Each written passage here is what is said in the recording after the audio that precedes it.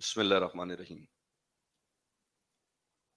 وقت کی قلت کے پیش نظر بنا طویل خطبے کے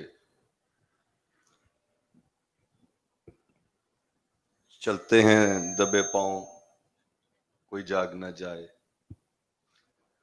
چلتے ہیں دبے پاؤں کوئی جاگ نہ جائے، غلامی کے اسیروں کی یہی خاص ادا ہے، ہوتی نہیں جو قوم حق بات پہ یکجا، اس قوم کا حاکم ہی بس اس کی سزا ہے۔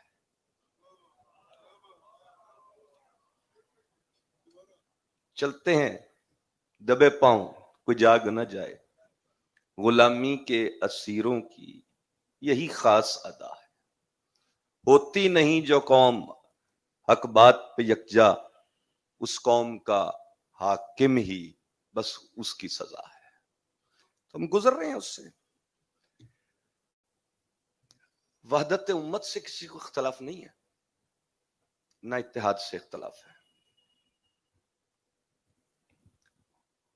برا نہ مانیے گا، میں باہر جانے کا راستہ بھی تلاش کر رہا ہوں، کہیں یہ نوجوان میرا سر نہ پھاڑ دیں میرے اس جملے پر۔ یہ ہوگا نہیں۔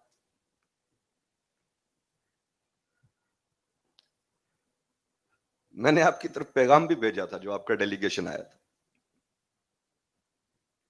میں کہا اب یہ نہ ہوا تھا نہ ہوگا، وہ جو ہے، جو چیز ہوتی رہی ہے اور جو اب بھی ممکن ہے، ہوگا اس لیے نہیں کہ جس وقت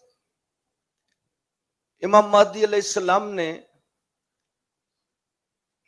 بیت اللہ شریف میں ظہور فرمانا ہے،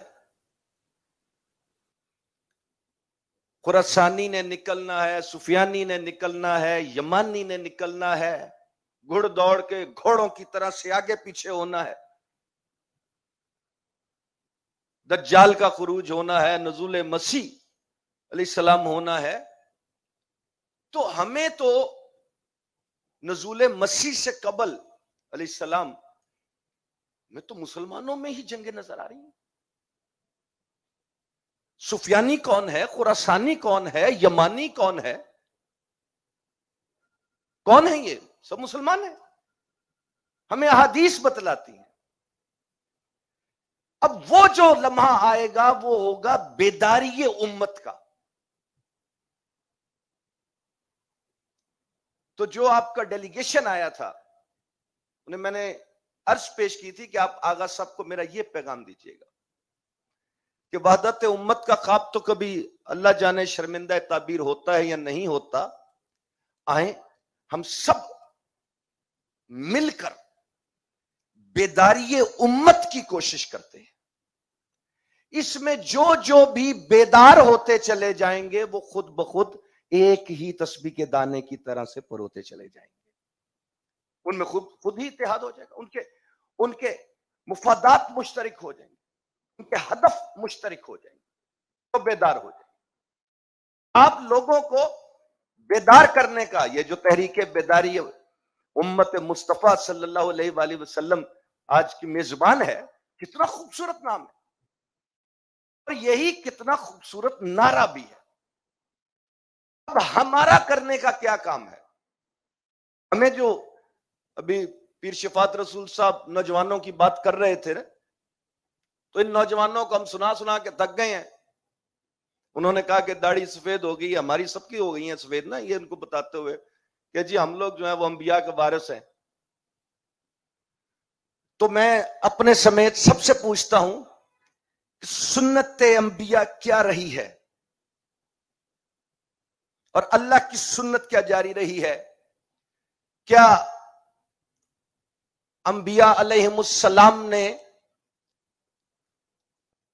ان کی جدوجہد یہ تھی کہ فرعون کو تبدیل کر دو، نظام یہی رہنے دو؟ آدم سے لے کر خاتم تک علیہم السلام انبیاء نے ہر دور میں طاغوت کے نظام کو چیلنج کیا، وہ نمرود ہو، فرعون ہو، شداد ہو، وقت کا یزید ہو، جو بھی طاغوت کا نمائندہ بن کر سامنے آیا اسے مخاطب کیا. ہدف وہ نہیں تھا، ہدف نظام تھا. آپ اسلامی نظام کی بات کرتے ہیں، آپ شریعت کی بات کرتے ہیں کہ نافذ کی جائے، آپ حدود کی بات کرتے ہیں کہ نافذ کی جائے، لیکن آپ جو طریقہ کار اپناتے ہیں، مجھے یہ بتائیں، میں نے اپنے گھر کا بھی کوئی مشورہ لینا ہوگا نا. ٹھیک ہے، انسانیت کے لحاظ سے سب انسان برابر ہیں، لیکن اللہ نے تمام عقلوں کو اس لحاظ سے برابر پیدا نہیں کیا ہوا.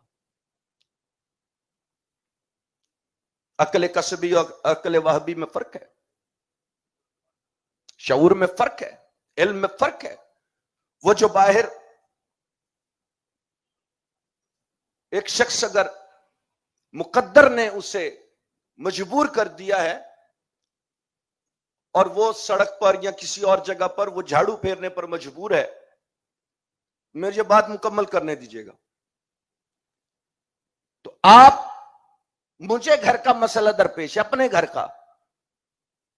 شیخ یعقوب صاحب کہتے ہیں کہ پھر سب مشورہ کر لیتے ہیں اس سے. میں کہوں گا اس سے تو اس بیچارے کو تو اپنا نہیں پتا، اس کی زندگی گزر گئی، اسے تو روزی کمانے کا ڈھنگ نہیں آیا.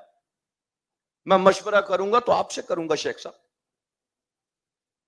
میں نے دیکھا، آپ کی تقریر سنی ہے، مجھے پتا ہے آپ نے کیا پیغام دیا ہے. میں مشورہ کروں گا تو میں پیر چراغ الدین شاہ صاحب سے کروں گا، میں آغا جواد نقوی سے کروں گا، میں ڈاکٹر مہدی رضا شاہ صاحب سے کروں گا، قلندر لال شہباز کے سجادہ نشین ہیں. میں نے اپنے گھر کے مشورے کے لیے اس بیچارے کو، اس کے رائے کو، اپنے گھر کے معاملے میں، مسئلے میں اس کی رائے کو، اس کے مشورے کو آغا جواد نقوی کے مشورے کے برابر نہیں سمجھا. جب ان کا مشورہ برابر نہیں ہے تو پھر مجھے بتائیں کہ اس شخص کا اور آغا جواد نقوی کا فیصلہ، ان کی ججمنٹ کیسے برابر ہو سکتی ہے؟ ووٹ آپ کے ملک میں مشورے کی حیثیت نہیں رکھتا ہے، ووٹ آپ کے ملک میں فیصلے کی حیثیت رکھتا ہے، ججمنٹ کی حیثیت رکھتا ہے. آپ کس انتخابی نظام کے تحت جدوجہد کرنے کی بات کرتے ہیں؟ آپ علماء کو اکٹھا کر کے تو کہتے ہیں کہ آؤ سارے مل کر تو مغربی جمہوریت کو بچاتے ہیں. آپ ہر دوسرے دن جو ہے وہ کسی نہ کسی حادثے کی بنا پر اکٹھے ہو کر اس کے خلاف تو احتجاج کرتے ہیں، لیکن ان حادثات کے پہ در پہ پیدا ہونے والی جو پیچھے جو سبب ہے اس کا تدارک کرنے کے لیے تیار نہیں.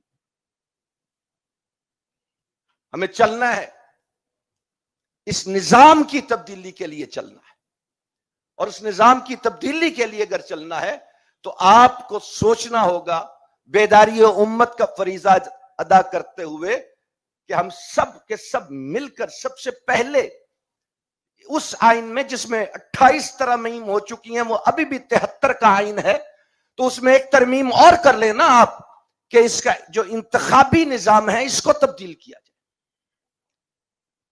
اگر اس کو، وہ جس کی میں نے بات کی، اگر اس کو 1 ووٹ مل رہا ہے تو پھر آغا جواد نقوی کے تو 5000 ووٹ ہونے چاہیے. افمن کان مؤمنا کمن کان فاسقا لا یستوون، قرآن کا فیصلہ ہے. جب مومن اور فاسق برابر نہیں ہے، ان کا ووٹ کیسے برابر ہو گیا؟ مجھے بڑا ادب ہے، بڑا احترام ہے آپ کی سفید داڑیوں کا. میں اسی لیے آپ سے درخواست کر رہا ہوں کہ آپ لوگ اس معاملے میں قوم کی رہنمائی کریں. میں نے، آپ نے، ہم سب نے اللہ کو جواب دینا ہے کہ کس نظام کے اندر رہ کر جدوجہد کرتے رہے ہو. حضرت ابھی حوالہ دے رہے تھے، میں بھی اسی دن قاضی حسین احمد صاحب، ان کے جو یاد میں جو ताज़ियती प्रोग्राम था, मैं उधर उन्हें यही पैगाम देकर आया हूं कि आपको इस निजाम में फलाह नहीं मिलेगी जिसमें आप काबिश कर रहे हैं, इसमें कुछ नहीं हो। तो इसमें हमें बैठकर कुछ गौर करना है। बड़ी अच्छी बातें की शेख याकूब साहब ने, बड़े बड़ी दूर से हमारे अहबाब तशरीफ लाए, कोहिस्तान से आए, गिलगित से आए, चतराल से आए, KPK से आए, सबने बड़ी अच्छी बातें की, सिंध से आए, हम सबके शुक्रगुजार हैं।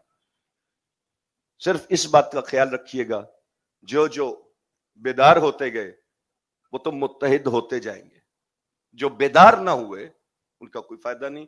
इकबाल की इस रुबाई के साथ इजाजत चाहूंगा। हजरत इकबाल बता गए हुए हमें, इससे बचें आप भी। लगते हैं ना, नारा तो एक ही है, अल्लाह से करे दूर तो तालीम भी फितना, अमलाक भी औलाद भी जागीर भी फितना। अल्लाह से करे दूर तो तालीम भी फितना, अमलाक भी औलाद भी जागीर भी फितना। नाहक के लिए उठे तो शमशीर भी फितना, शमशीर ही क्या नाराए तकबीर भी फितना। हमने पहचानना है। और मुसलमानों की तारीख में पता है ना, सबसे पहले इंसानों को ज़िबा करके नारे तकबीर कहां बुलंद हुआ था? करबला में बुलंद हुआ। ये वहां से इब्तदा हुई। तो ये तो चलता आ रहा है, हमने पहचानना है। इंशाअल्लाह ताला उम्मत बेदार होती जाएगी तो ये सफर आसान होता जाएगा। कोशिश करें निजाम की तब्दीली की, इंतखाबी निजाम की तब्दीली की, पहले वो बात करें।